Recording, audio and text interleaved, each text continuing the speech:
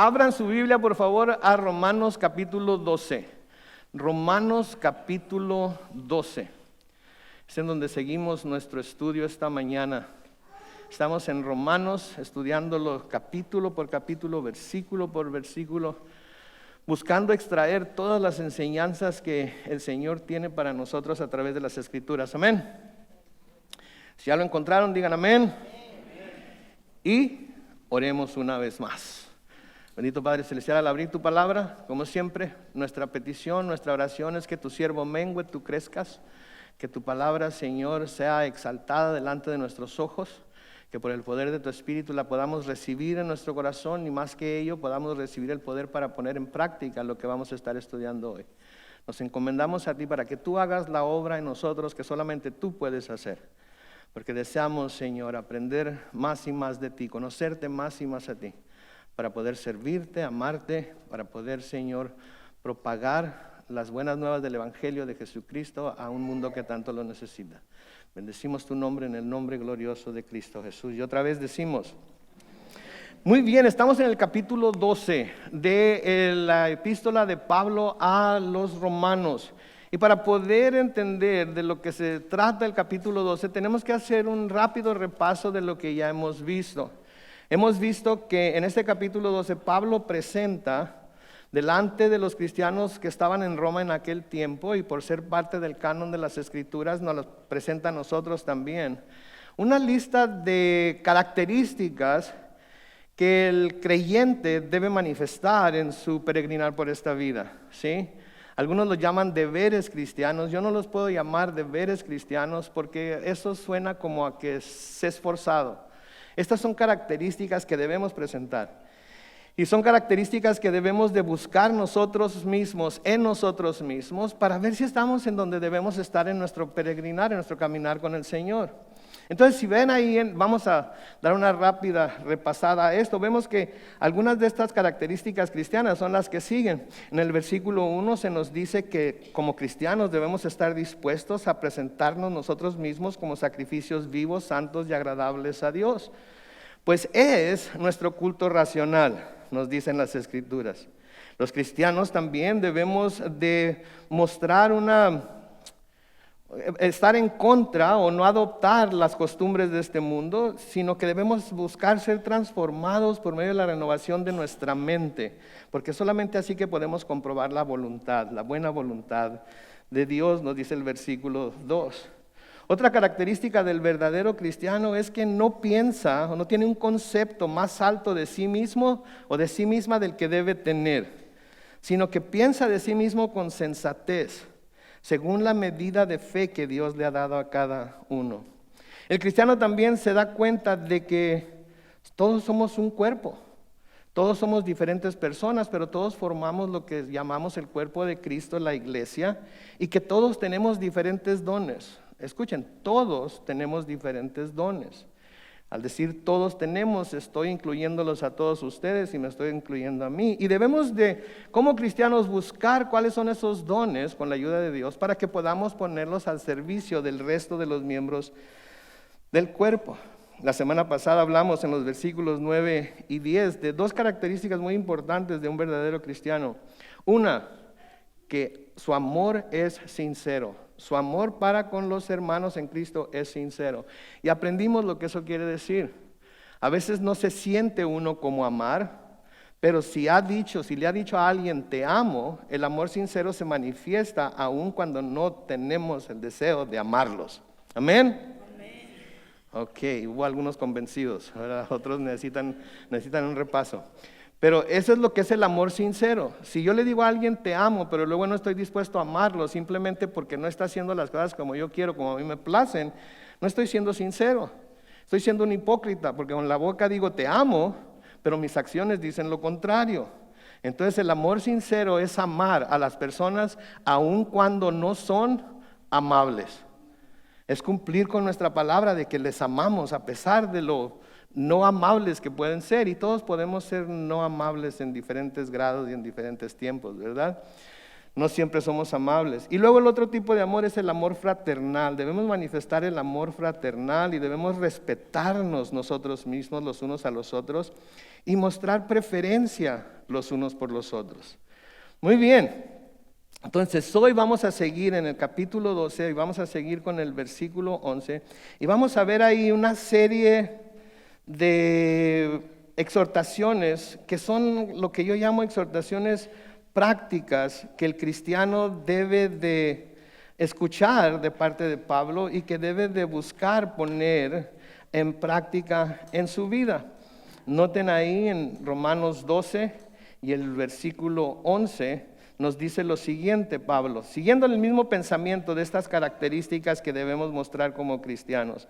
Nos dice lo siguiente, Pablo, ya mero lo encuentro.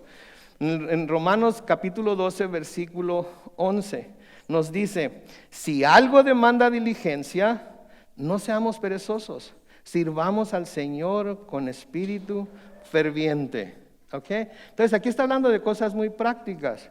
Si cuando dice Pablo ahí, si algo, está hablando de cosas en general.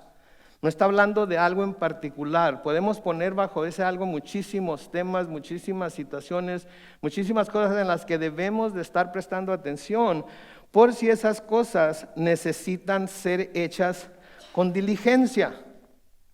Con diligencia, diligencia quiere decir que lo que está delante de nosotros requiere de que se haga con nuestra rápida atención. En otras palabras, miramos que algo no está hecho, sabemos que se tiene que hacer, nuestra reacción debe ser ¿qué? Hacerlo. Especialmente si es algo de importancia, especialmente si es algo que necesita nuestra atención. Y luego dice, no seamos perezosos. ¿Qué es perezoso? Flojos, ¿verdad? Hay un animal que se llama perezoso, ¿verdad? ¿Lo han visto en los documentales de la naturaleza, verlos cómo se mueven? Se desespera uno, ¿verdad? Si es video hasta lo acelera porque, ay Dios, no tiene prisa. Va a llegar tarde hasta su propio funeral este camarada, ¿verdad? Entonces, hay cosas que demandan diligencia y cuando vemos algo de estas cosas que demandan diligencia, debemos movernos con diligencia y no ser perezosos. Pensé mucho en si decir esto o no decirlo. Lo voy a decir. Les dije a los sugieres que checaran si nadie había entrado con tomates o cosas podridas para tirarme al escucharlo.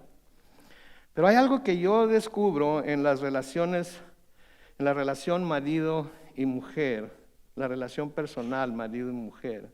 Y es que la mujer siempre tiene más urgencia porque las cosas se hagan que el marido tiene urgencia para hacerlas, ¿no es cierto? Ejemplo. Ejemplo. La esposa le dice al marido, mi amor, cariño, viejito, chulo de mi vida, saca la basura por favor. Y el marido, ¿cuál es la respuesta más común? Ahorita. Ahora, cuando la mujer oye ahorita, ¿qué espera? Ahorita. Pero el marido cuando dice ahorita no está pensando ahorita, está pensando en una horita. En una horita, quizás. Si ya estamos en el medio tiempo del juego, o si hay una serie de comerciales, pero decimos ahorita. Y el gran error que las mujeres cometen cuando eso sucede es que se enojan con el marido, le dicen, ay, quítate, nunca sabes hacer nada, dices que lo vas a hacer y no lo vas a hacer. ¿Y qué hacen? Agarran la basura y la sacan ellas. Hermanas, grave error. Porque lo que les están diciendo es que lo único que tienen que hacer cuando ustedes les pidan que hagan algo es decir, ahorita. Y saben que ustedes se van a desesperar porque no lo van a hacer ahorita, sino dentro de una horita y quizás. Y entonces, ya lo sacaste tú, ya venía. Entonces, la exhortación que Pablo está haciendo aquí, por eso dije que eran cosas en general, es si algo demanda diligencia, que requiere rápida atención, no seamos perezosos, hagámoslo. O sea, hay muchas veces que dentro de la iglesia gente se da cuenta que hay ciertas cosas que deberían hacerse. Y esas personas son son bien intencionadas y tienen la idea correcta, pero nada más mencionan que deberían hacerse. Pero si el Señor le está dejando saber a usted que algo en la iglesia debería de estarse haciendo, ¿por qué cree que Dios la está dejando a usted que vea esto que debería de estarse haciendo? ¿Será que quizás Él quiere que usted se mueva con diligencia y haga lo que piensa que se necesita hacer? El Señor le está dejando ver cosas que necesitan hacerse. Y entonces usted, como persona que es movida por el Espíritu Santo y entiende el método de trabajar de Dios, quizás debería de dar ese paso al frente y decir, pues, si no hay nadie más que lo haga, yo lo voy a hacer. Porque veo que se necesita que esto suceda. Ahora, noten lo que dice aquí, la siguiente parte del versículo. Sirvamos al Señor con espíritu ferviente. Los cristianos no podemos ofrecer nuestro servicio a medias o de manera perezosa. Los cristianos, lo voy a decir otra vez, no debemos ni podemos ofrecer nuestro servicio a medias o de manera perezosa. Al contrario, Pablo aquí está animando a los cristianos a servir con entusiasmo y seriedad. O sea, que si vemos que hay algo que se necesite hacer, ¿por qué creen que estamos nosotros ahí enfrente de eso que se necesita hacer? Porque nosotros necesitamos hacerlo. Ahora, aquí quiero también decir otra cosa. Que tenemos la idea de que porque esto está en la Biblia, esta actitud de servicio debe tenerse solo para las cosas de la iglesia. ¿Escucharon lo que dije? Porque está en la Biblia, llegamos a tener la idea de que estas cosas, de que esta actitud de servicio debe tenerse solo para las cosas de la iglesia. Pero mis hermanos, esta es una actitud que el creyente debe tener dentro y fuera de la iglesia. Es una actitud que el creyente debe tener dentro y fuera de la iglesia. En casa, cuando la esposa le dice a uno, saca la basura, por favor. Si el pastor le dijera a usted, hermano, ¿sabe qué? Dejé una cosa, va y me la trae. ¿Qué me iba a decir ahorita? Va a decir que sí, ¿verdad? Va a decir que sí porque no quiere decir. Estoy seguro que si yo levantara y le iba a traer. Buena actitud que tener en la iglesia. Pero en la casa, cuando la esposa dice, haz esto, debemos tener esa misma actitud. Ahora, no se los estoy diciendo porque yo siempre fui perfecto en esa área. ¿Okay? Pero mi esposa llegó al punto en el que, ok, no va a sacar la basura, yo tampoco la voy a sacar. Y yo llegaba con más basura y ella me miraba. A ver si la sacaba. Y después de otro rato venía con más basura y ella me miraba. Ya cuando me iba a ir a acostar, ya me había lavado los dientes, ya estaba todo listo. No se te olvide la basura. Me da miedo salir para atrás porque está muy oscuro.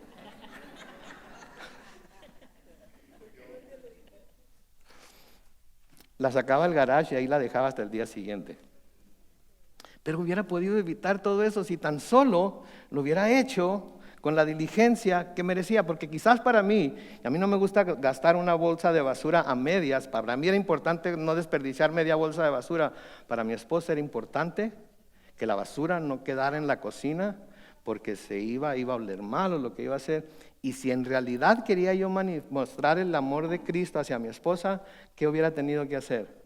Levantarme, de hacer lo que sea que estaba haciendo, de ver lo que sea que estaba viendo, que a mí se me hacía muy importante, y hacer lo que mi esposa me estaba diciendo, porque en mi servicio a ella iba a estar sirviendo a Cristo. Entonces imagínense ustedes, si esta misma actitud de servicio que tenemos en la iglesia la adoptaríamos en nuestra casa, la adoptaríamos en el trabajo o en la escuela. Porque mis hermanos, todo nuestro servicio debe hacerse como si lo estuviéramos haciendo para el Señor. Lo que hacemos por nuestra esposa es como si lo estuviéramos haciendo para el Señor. Lo que se hace por el esposo es como si lo estuvieran haciendo para el Señor. Lo que se hace por los hijos es como si lo estuvieran haciendo para el Señor. Como se hace su trabajo en el trabajo, no importa cómo sea su patrón, ese es su trabajo. Si se hace, debe hacerlo como si fuera para el Señor. Todo lo que hacemos como servicio debemos hacerlo como si fuera para el Señor, porque estamos siendo representantes de Él y nuestra manera de servir da una idea de cómo nuestro Señor es también. Porque ¿qué nos dicen las Escrituras? Que Jesucristo vino a la tierra no para ser servido, sino para ¿qué? Vino a ponernos el ejemplo entonces. Y sirvió a todo mundo. Gente que caminaba con Él, que creía en Él, y gente que no creía y no caminaba con Él. Y los sirvió a todos. Cuánta oportunidad tuvo. Nosotros que profesamos fe en el Señor Jesucristo debemos tener esta misma actitud de servicio donde quiera que estemos, porque estamos mostrando así nuestra dedicación a Él. No lo estamos haciendo porque las personas para quien lo estamos haciendo lo merecen, no lo estamos haciendo para quedar bien con Él, no, lo estamos haciendo porque lo estamos haciendo para Él. A veces oramos el Padre Nuestro, ¿verdad? Y una de las cosas que pedimos es: hágase tu voluntad en la tierra como en el cielo. Deberíamos decir: hágase tu voluntad en mi casa como en el cielo. Hágase tu voluntad en mi corazón como en el cielo. Porque en el cielo estoy seguro que Dios dice: Gabriel, ve, y Gabriel no dice: ahorita. O espérate un poquito. Va ganando el equipo de ángeles contra diablos, ¿verdad? Y no quiero perderme por nada, porque a lo mejor uno de los dos mete un gol mientras estoy. No. Gabriel y Miguel vemos en las Escrituras que Dios dijo: vayan, y fueron. Así es como debe ser nuestro hogar también. Es lo que debemos ser como esposos, como esposas, como hijos, como hijas. Es lo que debemos ser. Si Dios dice háganlo, lo tenemos que hacer. Si no lo hacemos, estamos diciendo que Él no es nuestro Señor. Porque si decimos que Él es nuestro Señor, quiere decir que Él es nuestro dueño. Si eso es lo que quiere decir Señor. Si en el griego el Señor es kurios. Y cuando a alguien se le daba el título de Señor, la persona que decía Señor se acostaba el rostro a tierra con el propósito de que el Señor estuviera por encima de todo. Y su obediencia al Señor era absoluta. Nosotros tenemos la palabra Señor, pero el Señor Carlos, el Señor Pedro, ¿sí? El Señor Juan, el Señor etcétera, etcétera. Pero eso no es el Señor, la palabra Señor que usamos para nuestro Señor. Cuando decimos que Jesús es nuestro Señor, quiere decir que estamos dispuestos a obedecerle lo que nos mande. Y tenemos que recordar que todo lo que hacemos aquí en la tierra en servicio lo hacemos como para Él. En Efesios capítulo 6, los versículos 7 y 8, Efesios capítulo 6, versículos 7 y 8, no te dice aquí: cuando sirvan, en donde sea que esté, le agregaría yo, háganlo como de buena gana, como quien sirve a quién, al Señor y no a los hombres. Versículo 8, sabiendo que cada uno de nosotros, sea siervo libre, recibirá del Señor según lo que haya hecho. ¿Qué le hace pensar eso a usted? ¿Qué le hace pensar eso a usted de la manera en la que sirve? De la manera en la que sirve a los demás. De la manera en la que sirve a su cónyuge, a sus hijos, etcétera, etcétera. ¿Les está sirviendo a ellos como le estuviera sirviendo al Señor? ¿Está haciendo por ellos lo que estaría dispuesto a hacer por su Señor? ¿Por aquel que llama Señor? En Colosenses capítulo 3, los versículos 23 y 24, noten la segunda palabra del versículo 23. ¿Y qué? Y todo lo que hagan, háganlo de corazón, como para el Señor y no como para la gente. Porque ya saben que el Señor les dará la herencia como recompensa, pues ustedes sirven a Cristo el Señor. ¿Qué les hace pensar eso acerca de su servicio? ¿Qué nos hace pensar eso acerca de cómo estamos sirviéndonos los unos a los otros? Y no es para hacer a nadie sentirse mal, ni mucho menos. ¿Sí? En esta iglesia, si quieren ser motivados, van a ser motivados a obedecer la palabra. Cuando haya oportunidad de hacerlos sentirse motivados acerca de ustedes mismos, se va a tomar esa oportunidad. Pero en lo que más los queremos motivar aquí es en que sean obedientes a la palabra, en que sean obedientes a lo que Dios dice. ¿Sí? Entonces espero que estén siendo motivados, no por lo que yo estoy diciendo, sino porque lo que el Espíritu les está diciendo a su corazón ahorita acerca de qué están viendo cuando se están viendo en el espejo de la palabra. En Hebreos capítulo 12 y el versículo 28, noten lo que dice. Así que nosotros, que hemos recibido un reino inconmovible, debemos ser agradecidos y con esa misma gratitud servir a Dios y agradarle con temor y reverencia. ¿Cuántos están agradecidos porque por el sacrificio de Cristo no se van a ir al infierno? Levanten la mano. Entonces, si estamos agradecidos porque hemos comprendido que por su sacrificio, por lo que Él hizo en la cruz, nosotros no nos vamos a ir al infierno, entonces ¿cuál debe ser nuestra actitud? Debemos de tener gratitud y servir a Dios y agradarle con temor y reverencia en todo lo que su palabra nos dice. Porque lo que Él hizo por nosotros en la cruz es suficiente para opacar cualquier cosa que nosotros estemos dispuestos a hacer por Él.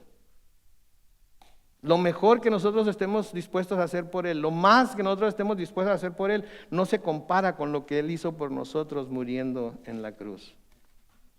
En el versículo 12, noten lo que Pablo les dice a los romanos, Romanos 12:12. Gocémonos en la esperanza, soportemos el sufrimiento, sean constantes en la oración. Esto es también otro juego de características que como cristianos debemos de manifestar en nuestra vida. Gocémonos en la esperanza. Aunque aún en las pruebas y tribulaciones, nosotros como cristianos debemos gozarnos en la esperanza que tenemos en Cristo. Debemos gozarnos en la esperanza que tenemos en Cristo. Por eso debe estar en nuestra mente la esperanza que tenemos en Cristo. Si yo preguntara, no respondan, piénsenlo nada más. Yo voy a responder por mí, pero ustedes piénsenlo nada más. Si yo preguntara cuál es la esperanza que ustedes tienen en Cristo, ¿cuál sería su respuesta? Piensen, ¿cuál es la esperanza que ustedes tienen en Cristo? Porque es muy importante saber cuál es la esperanza que tenemos en Cristo. Porque hay mucha gente que la esperanza que tiene en Cristo es un mejor trabajo, más sueldo, que el marido cambie, que la esposa se someta, que los hijos estén caminando con el Señor, que el patrón se muera, que el patrón reciba a Cristo para que sea mejor patrón, ¿verdad? Etcétera, etcétera, etcétera. Quizás algunos de ustedes pensaron en algunas de esas cosas. En lo que yo pienso cuando pienso en la esperanza que tengo en Cristo es en el cielo. Es en el cielo. Vida eterna ya la tenemos, pero estar en el cielo con Él es lo que me falta. Y cuando yo pienso en la esperanza que tengo en Él, eso es lo que pienso.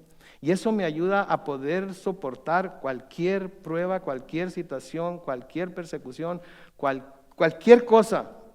Porque mi esperanza no está en lo que puedo lograr aquí en la tierra, mi esperanza es lo que Él logró por mí y me tiene preparado allá en el cielo. Porque solamente cuando nos gozamos en esa esperanza que podemos estar verdaderamente gozosos. El mundo está patas para arriba ahorita. El mundo está horrendo ahorita. Las cosas que están pasando alrededor del mundo es horrendo. Pero cuando tenemos nuestra esperanza en lo que Cristo ha hecho por nosotros y en el final que tenemos con Él, que no es el final sino el comienzo, entonces podemos estar gozosos. Santiago nos dice en Santiago 1 y el versículo 2, hermanos míos, considérense muy dichosos cuando estén pasando por diversas pruebas. Considérense dichosos. ¿Saben por qué sienten que estas pruebas son tan pesadas? ¿Saben por qué sienten que estas pruebas son tan difíciles? Porque saben que fueron creados para algo mejor, que es el cielo, que es la eternidad, y su alma está anhelando estar en ese lugar para el cual fueron creados, pero que por el pecado hemos sido destituidos de él. Esa es la verdad de las cosas. Debemos de tener esta esperanza, porque esta esperanza es la que nos da un consuelo, la que nos ayuda a seguir adelante. En Hebreos capítulo 16, los versículos 17 al 20 dice esto: por eso Dios, queriendo demostrar claramente a los herederos de la promesa que sus propósitos no cambian, les hizo un juramento, para que por estas dos cosas que no cambian y en las que Dios no puede mentir, escuchen esto, tengamos un sólido consuelo los que buscamos refugio y nos aferramos a la esperanza que se nos ha propuesto. Esta esperanza mantiene nuestra alma firme y segura como una ancla y penetra hasta detrás del velo, donde Jesús, nuestro precursor, entró por nosotros y llegó a ser sumo sacerdote para siempre según el orden de Melquisedec. ¿Escucharon eso? Tengamos un sólido consuelo los que buscamos refugio y nos aferramos a la esperanza que se nos ha propuesto. Esta esperanza mantiene nuestra alma firme y segura como un ancla. Es la esperanza que tenemos en Cristo la que nos mantiene firmes y seguros.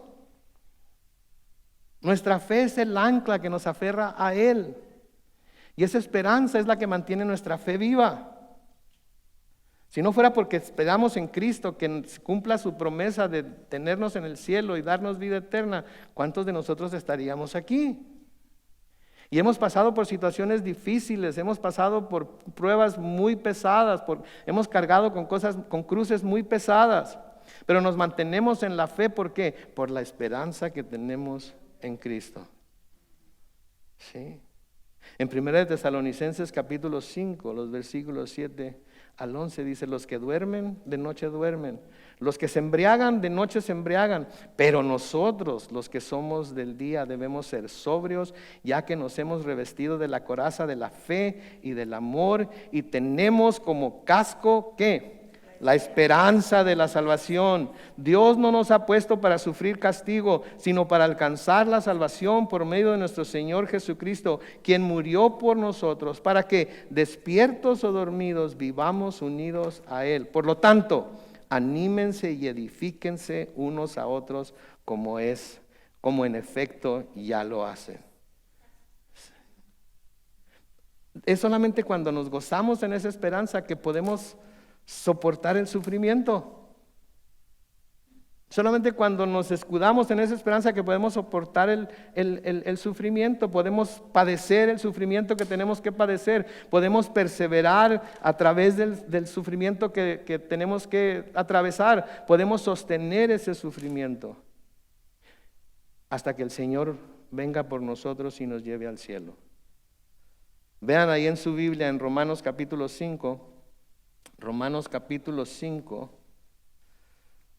vamos a leer los versículos 1 al 5. Romanos capítulo 5, versículos 1 al 5. Así pues, justificados por la fe, tenemos paz con Dios por medio de nuestro Señor Jesucristo, por quien tenemos también por la fe acceso a esta gracia en la cual estamos firmes y nos regocijamos, noten, ¿en qué? En la esperanza de la gloria de Dios. ¿Cuándo vamos a ver la gloria de Dios? Cuando estemos en el cielo. Vemos aquí destellos de su gloria, pero es hasta que estemos en el cielo que vamos a ver esa gloria de Dios y nos regocijamos en la esperanza de la gloria de Dios. Versículo 3, y no solo esto, sino que también nos regocijamos ¿en qué? En los sufrimientos, porque sabemos que los sufrimientos producen resistencia, la resistencia produce un carácter aprobado y el carácter aprobado produce ¿qué? Esperanza. Y esta esperanza no nos defrauda porque Dios ha derramado su amor en nuestro corazón por el Espíritu Santo que nos ha dado. Por eso debemos estar siempre gozosos en la esperanza que tenemos en Cristo Jesús. Miren unas páginas hacia la derecha más, en Romanos 8, los versículos 17 y 19. Romanos 8, versículos 17 y 19. Y si somos hijos, somos también herederos, herederos de Dios y coherederos con Cristo. Si es que padecemos juntamente con Él, para que juntamente con Él seamos glorificados. Pues no tengo dudas de que las aflicciones del tiempo presente en nada se comparan con la gloria venidera que habrá de revelarse en nosotros. Entonces, nada de lo que estemos pasando aquí, ninguna de nuestras pruebas, ninguna de nuestras aflicciones, ninguna de nuestras cargas, ni la cruz más pesada, que nuestra cruz nunca va a ser tan pesada como la de Cristo, ¿sí? Puede robarnos de ese gozo que tenemos en Él, o debemos dejar que nos robe de ese gozo que tenemos en Él. ¿Sí? Entonces, ¿qué se nos dice aquí? Que debemos gozarnos en la esperanza, que debemos de soportar el sufrimiento mientras el Señor viene por nosotros. Pero mientras ese día llega, ¿qué debemos hacer nosotros? Debemos ser constantes en la oración. Debemos mantenernos en oración, esperando en oración, diariamente. No puede pasar un solo día sin que estemos buscando el rostro de Dios por medio de la oración. No puede. Y no le estoy diciendo que se tiene que levantar a las 3 de la mañana o a las 5 de la mañana o a las 6 de la mañana. No le estoy diciendo a qué horas lo haga, pero aparte un tiempo de su día para estar en oración a Dios, clamando a Él, teniendo comunión con el Padre, para que la esperanza en usted sea avivada y pueda seguir adelante a través de todas las pruebas y a través de todas las aflicciones. Debemos de estar en oración. Pablo les dice a los Efesios en Efesios 6, 18, noten, Efesios 6, 18, ¿qué dice? Oren en cuanto, en todo tiempo, con toda oración y súplica en el Espíritu, y manténganse atentos, como siempre orando por todos los santos. Ahora no le voy a decir, apunte el nombre de todos los santos que están aquí y ore por ellos diariamente, pero sí puede orar por los santos de Calvary Chapel San Diego en español. Y eso nos cubre a todos. Y creo que todos estamos de acuerdo que todos necesitamos mucha oración. Más cuando a veces no nos dedicamos tanto a la oración. Y los únicos que están orando por nosotros son nuestros hermanos que están siendo obedientes a lo que la palabra de Dios dice. Nos necesitamos entonces los unos a los otros. Necesitamos estar en oración los unos por los otros. ¿Sí? Y yo le encargo, mi nombre es Carlos Manuel Alvarado Armendáriz. En sus tiempos de oración, ore por el pastor Carlos Manuel Alvarado Armendáriz. Necesito mucha de su oración. Pero todos necesitamos oración. Sí, en Colosenses capítulo 4, versículo 2, o Colosenses 4, versículo 2, ¿qué dice? Dedíquense a la oración y sean constantes en sus acciones de gracias. Dedíquense. ¿Qué quiere decir dedicar? Quiere decir tomar un tiempo, tomar una parte de nuestro día, etcétera, dedicarnos a la oración diariamente, constante. A través del día podemos estar orando sin cesar, como Pablo les dice a los tesalonicenses. En donde andemos, nos acordamos de alguien que esté enfermo, oramos por él. Nos acordamos de nuestros hijos, oramos por ellos. Nos acordamos de nuestro cónyuge, oramos por ellos. Nos acordamos de nuestros padres, oramos por ellos. No hay razón para no estar en constante oración todo el tiempo, donde sea que estemos. Sí, a los filipenses Pablo les escribe lo siguiente, noten en Filipenses capítulo 4, los versículos 6 y 7. Filipenses 4, versículos 6 y 7, ¿qué dice? No se preocupen por nada, que sus peticiones sean conocidas delante de Dios, ¿en qué? En toda oración y ruego con acción de gracias. Versículo 7, y que la paz de Dios, que sobrepasa todo entendimiento, guarde sus corazones y sus pensamientos en Cristo Jesús. Mis hermanos, para que eso suceda, la oración es clave. La oración es importante. La oración es lo que nos va a ayudar a mantener nuestra mente, nuestro corazón siempre pensando en Cristo Jesús, en lo que Él hizo por nosotros, en lo que Él ha logrado por nosotros, en lo que tenemos y tendremos en Él, en lo que nosotros debemos estar manteniendo nuestra mente. Debemos de estar en oración. Porque si queremos tener esa paz que sobrepasa todo entendimiento, primero tenemos que aprender a dejar las cosas de las que no tenemos control en las manos de Dios. Por eso dicen no se preocupen por nada. No dicen no se preocupen por nada como que les valga, no. Lo que está diciendo es entréguenlo a Dios, pónganlo en las manos de Dios y luego dejen que Él haga. O no, está en sus manos. Y si usted no tiene control de ello, ¿qué caso tiene que se preocupe? Lo dejamos a Dios.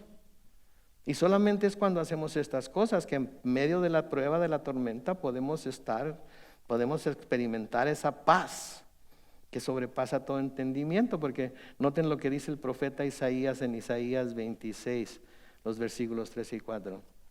Abran las puertas y que entren los justos, los guardianes de la verdad. Luego noten el versículo 3. Tú guardas ¿en qué?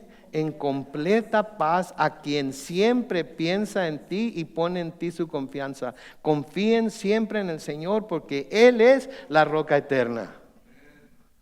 Mis hermanos, vale la pena andar pensando en el Señor todo el día. Vale la pena guardar su palabra en nuestro corazón y andar meditando en ella todo el día. En lugar de tantas cosas que vemos y oímos y estamos ahí a ver quién salió y qué puso. Es más, estoy seguro tiene varias versiones de la Biblia en su teléfono. ¿Sí? ¿Por qué no?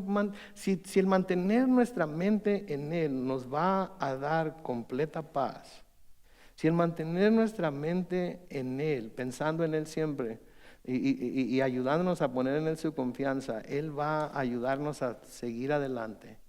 ¿Por qué no pensamos más en Él que en todo lo que está viniendo hacia nosotros del mundo, que lo único que está diseñado para hacer es para quitar nuestra atención de lo que Él está tratando de hacer en nuestra vida? Versículo 13 de Romanos 12 dice, ayudemos a los hermanos necesitados, practiquemos la hospitalidad. Todas estas son cosas muy prácticas, ¿sí? Como hermanos en Cristo debemos preocuparnos por los hermanos cuando tienen alguna necesidad, cuando les falta algo. Debemos de preocuparnos por el bienestar de los hermanos. Y esa es una de las cosas que a mí me da mucho gusto, que aquí en la iglesia ha habido varias instancias en donde hermanos han tenido una necesidad y saben qué hacen el resto de los hermanos, a suplirla como se pueda. ¿Sí? Y si usted es parte de una iglesia, si usted es parte de nuestra iglesia, ¿sí? Tiene alguna necesidad de oración, lo que sea, usted puede saber que puede venir con nosotros y nosotros vamos a estar dispuestos a ayudarle como podamos, en lo que podamos, mientras podamos. ¿Sí? Comenzaríamos con oración. Comenzaríamos con aconsejarle bíblicamente acerca de lo que debería o no debería hacer, etcétera, etcétera. Pero de ahí, en muchas otras maneras también. En Efesios 4:28, noten lo que dice. Efesios 4:28, el que robaba, que no vuelva a robar. Al contrario, que trabaje y use sus manos para el bien, para que pueda reunir suficiente dinero para comprar una casa más grande, una televisión en la que pueda ver el mundial más a gusto, un carro eléctrico. Eso es lo que dice ahí. No, ok, vamos a leerlo otra vez. El que antes robaba, que no vuelva a robar. Al contrario, que trabaje y use sus manos para el bien, a fin de que pueda compartir algo con quien tenga alguna necesidad. Guardamos dinero para tantas cosas, ¿verdad? Tenemos guardaditos aquí, guardaditos allá, y estoy ahorrando para comprar esto, y estoy ahorrando para comprar. ¿Qué tal si todos tuviéramos un fondo para ayudar a alguien que pudiera presentarse con alguna necesidad? No tiene que ser mucho, nada más esto lo voy a destinar. Si algún hermano, alguna hermana en la iglesia tiene alguna necesidad, con esto le voy a ayudar. No sé si va a ser suficiente, pero esto es lo que yo estoy ya determinando que voy a dar. ¿Sí? Debemos de anticipar que entre nosotros va a haber necesidades. Va a haber necesidades. Y si hay necesidades, debemos de poder ir a la iglesia a pedir que se supla para esas necesidades. Pero tienen que pasar dos cosas. La persona que tiene la necesidad no puede ser una persona orgullosa. No puede ser una persona orgullosa. Tienes que ser una persona que esté dispuesta a decir, tengo una necesidad y no sé cómo la voy a suplir. ¿Me pueden ayudar? Hay un dicho que dice que el hambre nos tumba, pero el orgullo nos levanta. Tengo necesidad, pero me da vergüenza y prefiero que nadie sepa por lo que estoy pasando, que nadie sepa que necesito, que nadie sepa, a confesarlo. Y luego que todo el mundo ande ahí, pues no se lo diga a todo el mundo, dígaselo nada más a la persona que le tenga confianza, y que ella o él le diga al pastor y el pastor le diga a la mesa directiva y que la mesa directiva tome una determinación. Y le digo una cosa, quizás no tengamos que llegar hasta ahí. Si es urgente, ¿qué tenemos que hacer con lo que se necesita hacer con diligencia? Hacerlo. Pero definitivamente hay un formato que se debe seguir. Pero si es urgente, es ya. Sí, en Gálatas capítulo 6, el versículo 10, Pablo les escribe a los Gálatas y les dice: así que, según tengamos oportunidad, hagamos bien a todos y mayormente a los de la familia de la fe. ¿Cuántos se consideran aquí familia de la fe? Entonces, para eso estamos, para servirnos unos a otros. En Hebreos capítulo 13 y el versículo 16, noten lo que dice, Hebreos 13 y 16, no se olviden de hacer bien ni de la ayuda mutua, o sea, de ayudarse unos a otros, porque estos son los sacrificios que agradan a Dios. ¿Queremos agradar a Dios? Estos son los sacrificios, ayudarnos mutuamente, ¿sí? Y hacer el bien los unos a los otros. Si en realidad queremos agradar a Dios, esto es lo que debemos estar haciendo. Estas cosas no están escondidas en lo más profundo de las Escrituras y solamente pueden ser interpretadas por los Illuminatis o por la gente agnóstica que tiene mucho conocimiento, los teólogos. No, estas cosas no están escondidas de nuestra vista, están muy claras ahí. Yo creo que lo que hace falta es que las pongamos por obra. ¿Quién dice amén? Y luego dice: sean hospitalarios, o sea, estar dispuestos a compartir lo que tenemos con los hermanos. Ahora, recuerden algo muy importante en esto, ¿verdad? Porque ser hospitalarios quiere decir que tenemos que recibir a todo el mundo. No, debemos recordar algo. En los tiempos en los que esto fue escrito, los cristianos estaban siendo perseguidos y muchos de ellos tenían que huir de una ciudad a otra. Así que los cristianos de la localidad a donde iban, abrían sus puertas a ellos. Por eso lo está diciendo Pablo. ¿Sí? De igual manera, los que eran enviados a predicar el evangelio buscaban cristianos hospitalarios que les ayudaran con un lugar en donde quedarse y que les ayudaran con provisiones para seguir su camino. Es el contexto en el que está Pablo escribiendo esto. Estas personas de las que estamos hablando a menudo llevaban cartas de la ciudad donde habían salido, de las personas que los habían enviado, para que los hermanos a donde iban a pedir hospitalidad y donde iban a pedir provisiones tuvieran confianza de que estaban siendo hospitalarios a alguien que en verdad lo necesitaba. Tenemos que ser prudentes, tenemos que tener cuidado, tenemos que ser dirigidos por el Espíritu Santo de Dios. Y de ahí la importancia de estar en constante oración y pedirle a Él que nos dirija y que Él nos trace el camino correcto. Pero debemos ser hospitalarios. Debemos de ser hospitalarios, especialmente con los de la familia en la fe. Noten que todo el contexto aquí está hablando Pablo a los cristianos, para los cristianos. Sí, tenemos que tomar eso en cuenta. Si en Hebreos capítulo 13, los versículos 1 y 2, Hebreos 13 capítulos 1 y 2 dice que el amor fraternal permanezca en ustedes y no se olviden de practicar la hospitalidad, pues gracias a ella algunos, sin saberlo, hospedaron ángeles. ¿Saben de quién está hablando ahí? ¿No? Qué bueno que preguntan. Está hablando de Abraham. ¿Se acuerda cuando estaba en su tienda y llegaron aquellos extraños a su puerta? Y Él los recibió y les dio de comer, etcétera, etcétera, hablando de Abraham en Génesis 18. Él sin saberlo estaba hospedando ángeles. ¿Sí?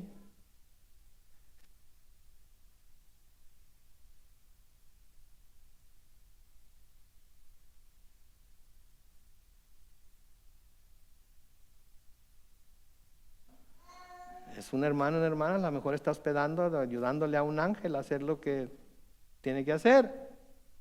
¿Sí?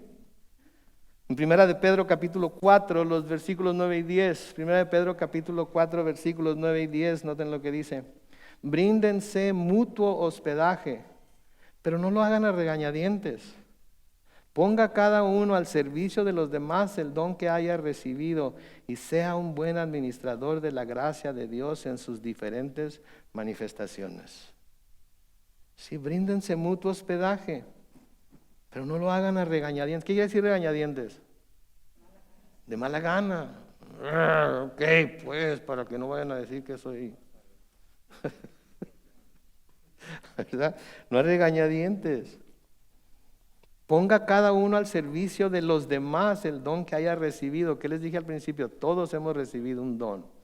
Y nuestra obligación es ponerlo al servicio de los demás. Que versículo 14, y tenemos que apurarnos aquí un poco. Versículo 14 de Romanos 12 dice: bendigamos a los que nos persiguen, bendigamos y no maldigamos. Así de sencillo. Alguien le está persiguiendo, alguien le está tratando de hacer daño, alguien le ha hecho daño. De acuerdo a la palabra de Dios, ¿qué debemos estar haciendo nosotros? Bendiciéndolos. Pero eso como que no está muy bien, ¿verdad? Eso como que no va con nosotros. ¿Sí? En Lucas capítulo 6, los versículos 27 y 28, el Señor Jesucristo dice: a ustedes los que me escuchan les digo, amen a sus enemigos, hagan bien a quienes los odian, bendigan a quienes los maldicen y oren por quienes los calumnian. Ok. No se necesita mucha explicación. Ahí está. No es necesario mucho comentario. Ay, versos, ¿tienes verso? No es necesario comentar. Ahí está muy claro. Amen a sus enemigos. ¿Quién no tiene ningún enemigo? Ok. Ámenlo. Ámenlos. Hagan bien a los que los odian. Bendigan a quienes los maldicen. Oren por quienes los calumnian.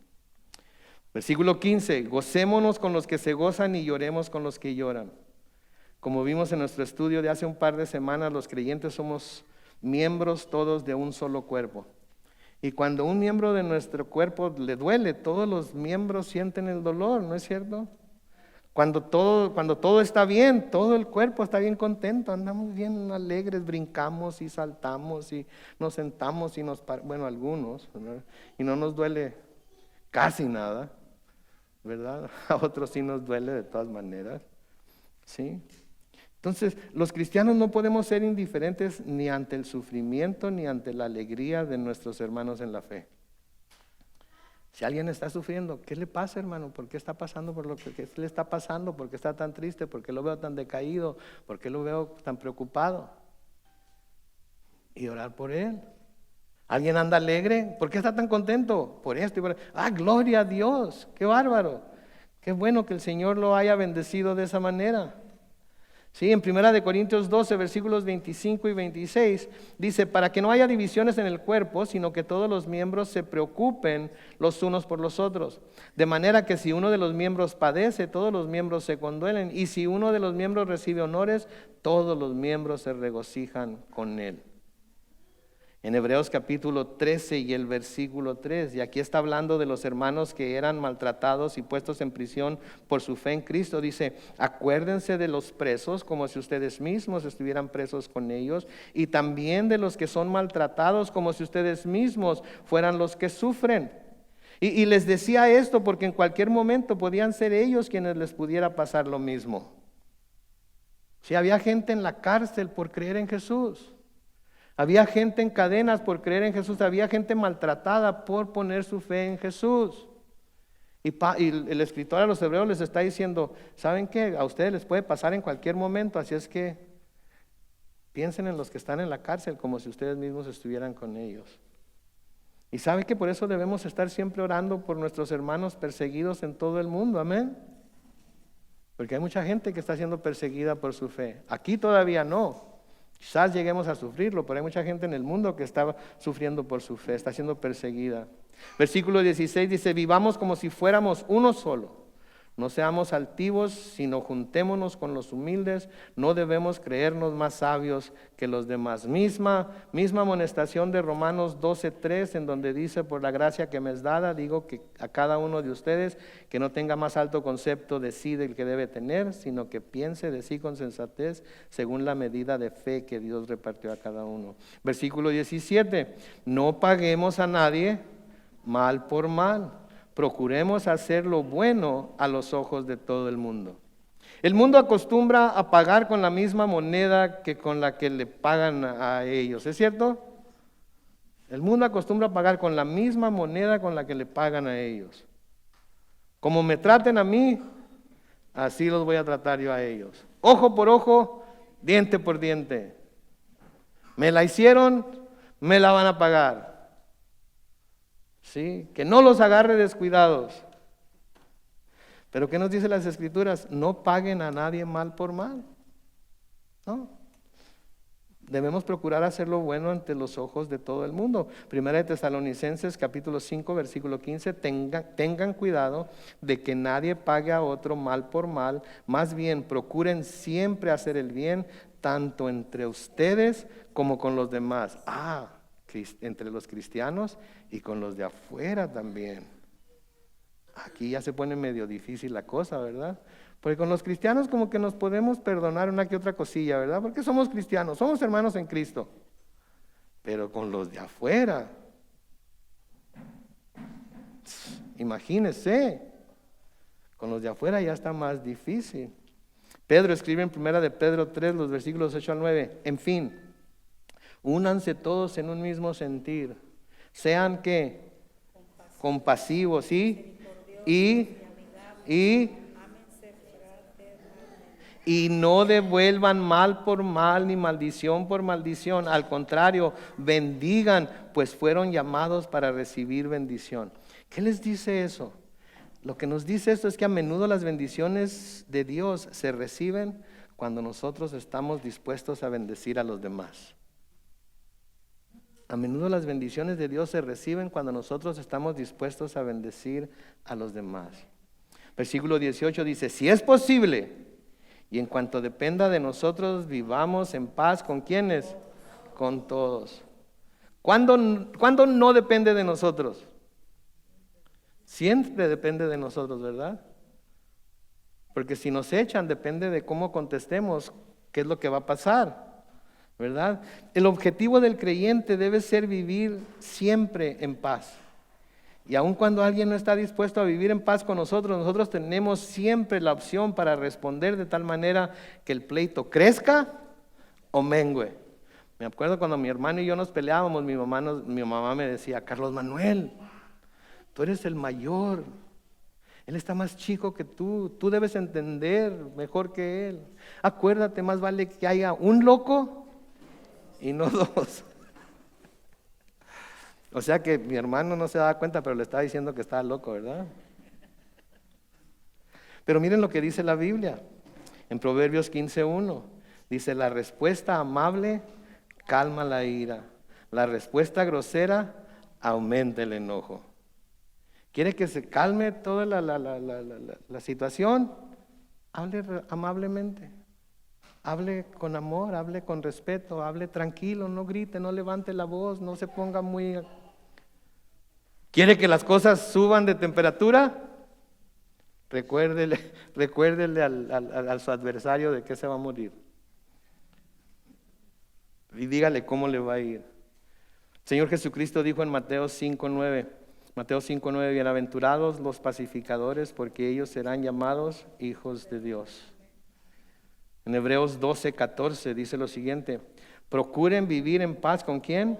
Con todos, y en santidad, sin la cual nadie verá al Señor. En Santiago 3, versículos 17 y 18 dice: pero la sabiduría que viene de lo alto es, ante todo, pura, y además que pacífica, amable, benigna, llena de compasión y de buenos frutos, ecuánime y genuina, y el fruto de la justicia se siembra en paz para los que trabajan por la paz.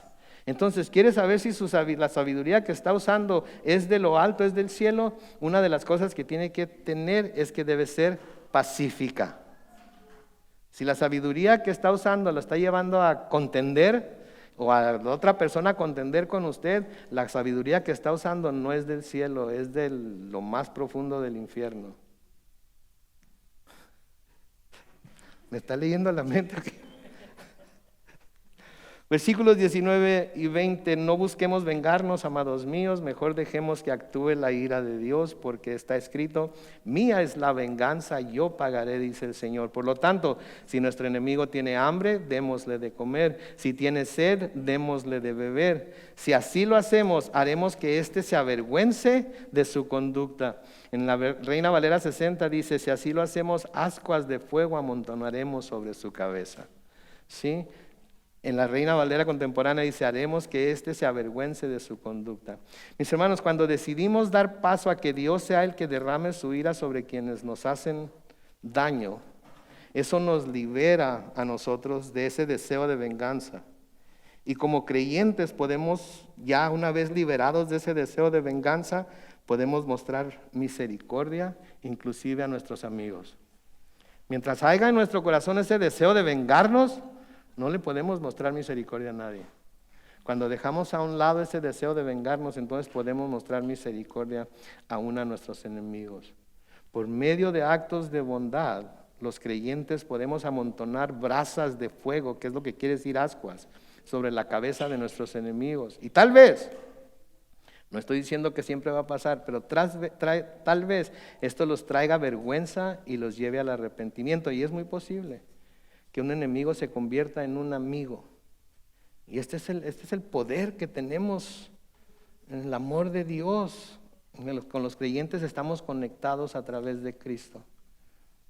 Versículo 21 dice, no permitamos que nos venza el mal, es mejor vencer el mal con el bien.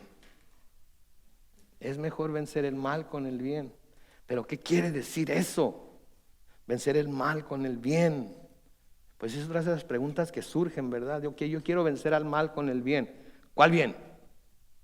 Bueno, el primero es haciendo todo lo que Pablo nos dice a través de este capítulo, ¿verdad?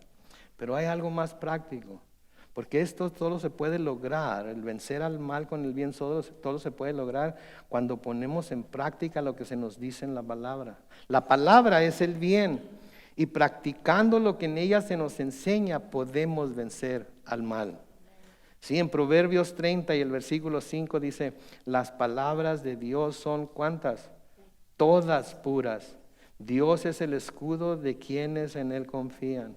En el Salmo 119, versículo 140 dice, tu palabra es todo pureza, por eso yo, tu siervo, la amo. ¿Sí? Y mientras el grupo de alabanza pasa al frente para dirigirnos en nuestro servicio de comunión, Pablo les escribe a los filipenses en esto, y esta es una de las formas que podemos vencer el mal con el bien.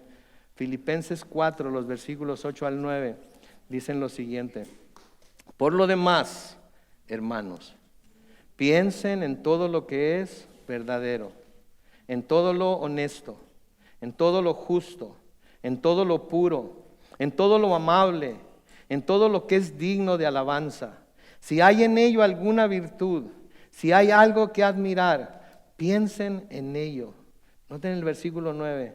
Lo que ustedes aprendieron y recibieron de mí, de Pablo obviamente, lo que de mí vieron y oyeron, de Pablo obviamente, ¿qué les aconseja? Pónganlo por obra y el Dios de paz estará con ustedes. Mis hermanos, no se trata de escucharlo nada más, no se trata de recibirlo inclusive nada más. Se trata de escucharlo, recibirlo y ponerlo por práctica. ¿Sí? Porque si no lo ponemos en práctica, de nada nos va a servir. Va a ser simplemente más información que vamos a tener en nuestro cerebro. Va a ser simplemente más cosas, sentimientos encontrados que a veces vamos a tener en nuestro corazón, pero de nada nos va a servir. Tenemos que ponerlo en práctica. Amén. Oremos. Padre Celestial, te damos gracias por tu palabra. Señor, gracias porque es tan clara que no nos deja duda de lo que debemos hacer. Así es que, Señor, te pido por cada uno de mis hermanos que están aquí presentes, los que nos están viendo en YouTube y en Facebook Live. Te pido, Señor, que a cada uno de nosotros, juntamente con ellos, pongas en nuestro corazón no solamente el ser oidores de tu palabra, sino ser hacedores de ella, Señor. Ayúdanos a reflexionar, a pensar en lo que hemos escuchado hoy, en lo que hemos leído a través de toda tu palabra, y ayúdanos, oh Dios, a reconocerlo como algo que tú nos has mandado hacer y algo que debemos poner en práctica si en realidad queremos vencer al mal con el bien. Bendecimos tu nombre, Señor, y lo hacemos todo en el nombre glorioso de Cristo Jesús. Y la iglesia dice, amén.